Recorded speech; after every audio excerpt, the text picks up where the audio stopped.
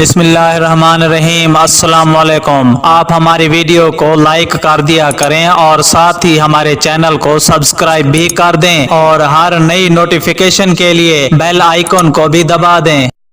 چین کی جانب سے افغان امن عمل کی کامیابی کے لیے مکمل حمایت کا اعلان۔ قیام امن سے افغانستان بھی گوادر بندرگاہ سے فوائد حاصل کر سکے گا، چینی وزیر خارجہ۔ چین نے افغانستان کو سی پیک میں شامل کرنے کی خواہش کا اظہار کر دیا ہے۔ چین کی جانب سے افغان امن عمل کی کامیابی کے لیے مکمل حمایت کا اعلان۔ چینی وزیر خارجہ کا کہنا ہے کہ قیام امن سے افغانستان بھی گوادر بندرگاہ سے فوائد حاصل کر سکے گا۔ تفصیلات کے مطابق چین نے افغانستان کو سی پیک منصوبے میں شامل کرنے کی خواہش کا اظہار کیا ہے۔ پاکستان آمد پر چینی وزیر خارجہ نے کہا ہے کہ وہ افغانستان کو دوست ملک تصور کرتے ہیں۔ چین چاہتا ہے کہ افغانستان میں امن بحال ہو اور پھر اس کی ترقی میں کردار ادا کیا جائے۔